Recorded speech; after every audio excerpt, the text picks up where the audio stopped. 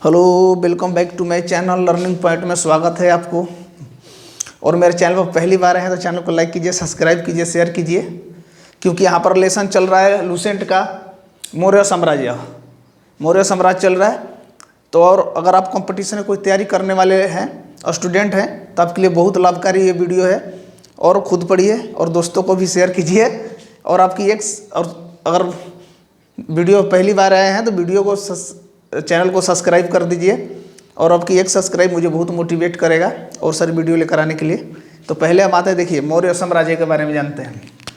देखिए मौर्य साम्राज्य, तो पहले हम जानेंगे कि मौर्य वंश का जो संस्थापक था वो कौन था। चंद्रगुप्त मौर्य था। इस मौर्य वंश का संस्थापक चंद्रगुप्त मौर्य था। इसका जन्म जो था ना 345 ईसा पूर्व में हुआ था। देखिए, तो मौर्य वंश भारत में इसकी स्थापना कैसे हुई, पहले हम थोड़ा सा पीछे जाते हैं, पीछे के इतिहास में। तो जो मगध पे था, मगध पे नंद वंश का शासन था इस वंश से पहले।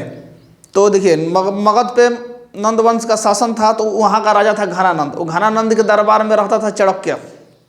तो चाणक्य को किसी कारणवश घनानंद ने बेइज्जती कर उसे बेइज्जत कर अपने राज्य से निकाल दिया। तो उसने जाते समय अपने मन में ये सोच लिया कि मुझे इस घनानंद से प्रतिशोध लेना यानी बदला लेना है।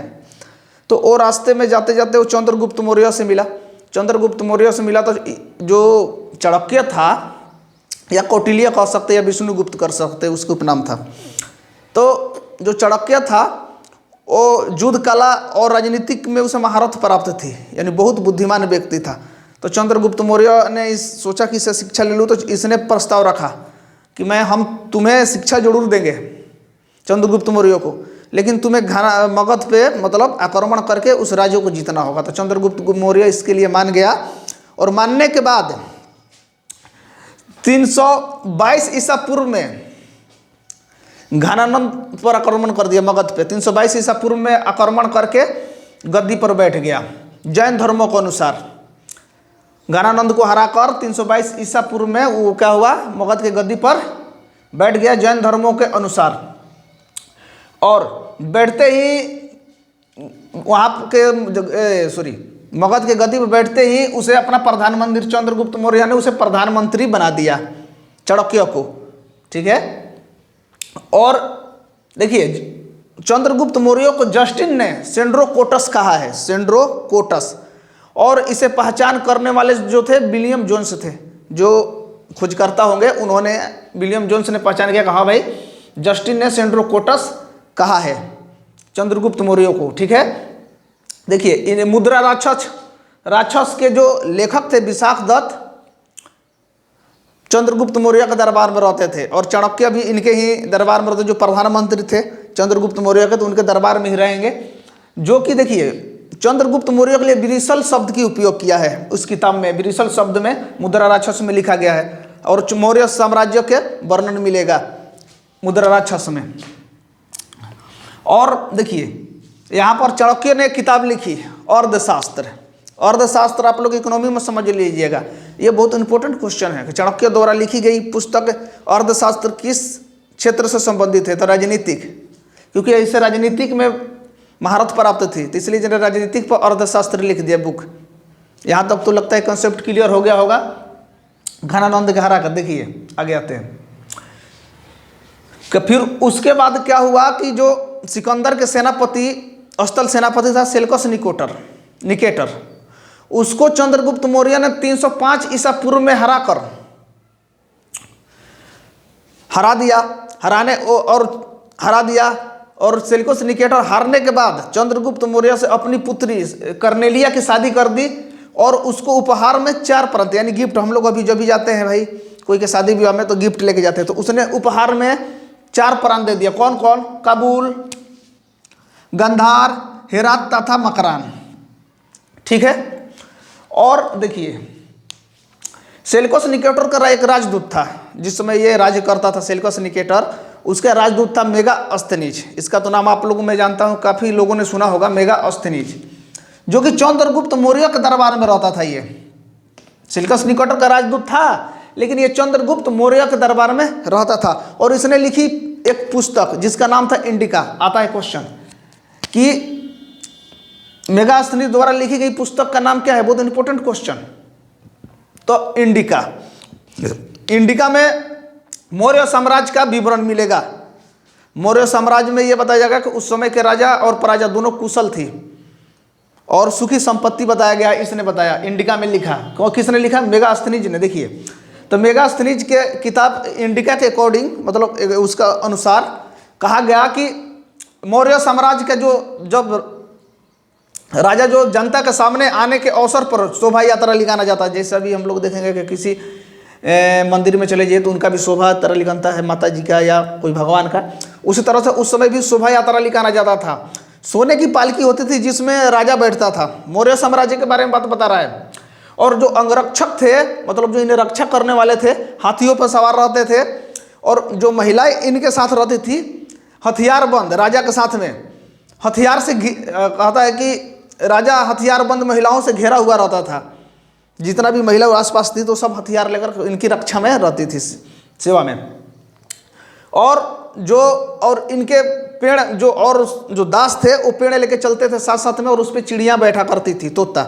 और ये जब चलते थे तो उड़ा करता था, उड़ते थे उनके साथ साथ में चलते, बहुत शोभा यात्रा अच्छा लगता था।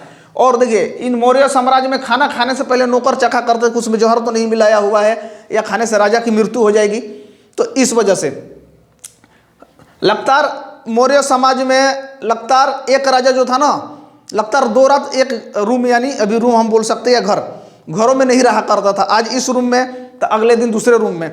तो अभी के देखिएगा कि जैसे हम लोग का एक रूम निर्धारित कर दिया जाएगा, माता पिता निर्धारित कर देते हैं, उसके अकॉर्डिंग कि आप रोज जाइएगा, उसी में सोइएगा, खाइएगा, सो जाइएगा। लेकिन उस समय राजा को डर था कि कोई मार देगा, एक रूम में सोऊंगा। बहुत उस समय घुसपैठिया भी रहते थे, तो बता देंगे कि इस रूम में राजा सोता है तो उसको मार देते।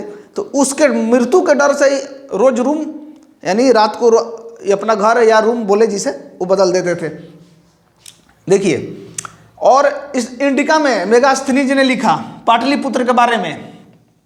पाटलिपुत्र के बारे में ये लिखा कि पाटलिपुत्र एक विशाल प्राचीर से घिरा हुआ था जिसमें 570 बुर्ज और 64 द्वार थे।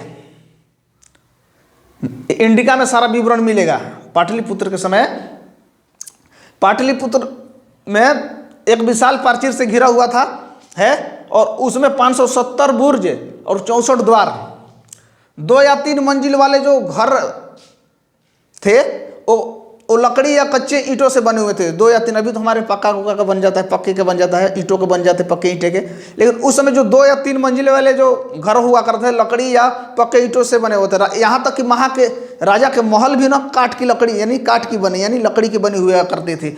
और उस पर पत्थरों की निकासी से अलंकृत, यानी पत्थरों को निकासी यानी डिजाइन किया रहता था। उस समय काठ की लकड़ी की मतलब घर था, लेकिन फिर भी उसमें पत्थरों से डिजाइन बनाया रहता था। यहाँ तक तो, और उनके घरों को कहता कि देखिए, पाटलिपुत्र को चारों तरफ से उद्यानी और चिड़िया का बसेरा बनाया गया था।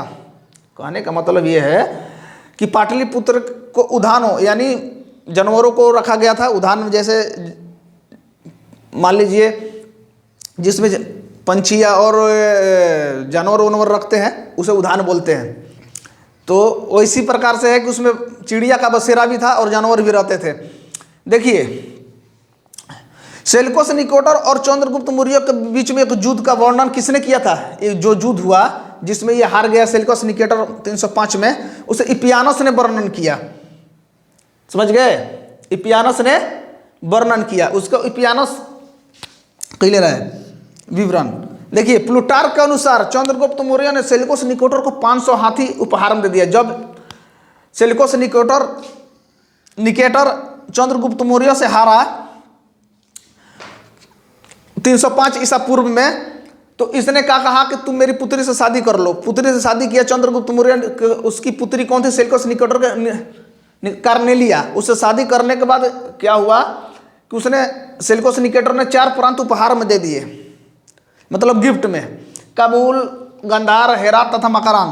तो इसने देखा कि भाई वो भी एक राजा, ये भी राजा है, उसने उपहार दिया 4 प्रांत। तो इसने क्या किया कि उसके उपहार के बदले इसने भी उपहार में 500 हाथी वापस कर दे दिया कि कि लो भाई मेरे तरफ से भी गिफ्ट आप रख लो, ठीक है। देखिए चंद्रगुप्त मौर्य का मृत्यु कब हो गई, सॉरी मृत्यु हो गई 298 ईसा पूर्व। कहाँ, श्रवणबेलगोला में। कब, उपवास की वजह से। उसने वो फास्टिंग रखा था, किसी भगवान के लिए रखा होगा फास्टिंग, उपवास, और जब इसने उपवास रखा तो गैस बंद हो गई, चाहे जो कुछ भी हो, उसके वजह से क्या हुआ कि इसकी मृत्यु हो गई। और श्रवणबेलगोला कहाँ पर है भाई, कर्नाटक में। कहाँ है, इधर ही था, सॉरी, कर्नाटक में है श्रवणबेलगोला। और इसने कहा भाई सॉरी चंद्रगुप्त मौर्य ने अपनी अंतिम जो समय था ना, ये रहा अंतिम समय श्रवणबेलगोला में ही इसने बिताई। और कर्नाटक की राजधानी उस समय पाटलिपुत्र हुआ करती थी, इसलिए इंडिका में ये सारे विवरण लिखा हुआ है, ठीक है। अगर आप देखिए इसमें बहुत इंपॉर्टेंट क्वेश्चन 2-4 हैं। मौर्य वंश के संस्थापक ये पूछता है, इंडिका, कौटिल्य, या पूछेगा चाणक्य के बारे में पूछ लेगा, मुद्रा राक्षस के बारे में पूछ लेगा, अर्थशास्त्र के बारे में पूछ लेगा, सेल्यूकस निकेटर वाले के बारे में पूछ लेगा। ये किसका राजदूत था, सिकंदर का था, ध्यान रखिएगा, सेनापति था, सॉरी स्थल सेनापति था। और इसकी मृत्यु, चंद्रगुप्त मौर्य के मृत्यु के बारे में पूछ लेगा, 298 ईसा पूर्व में हुआ है,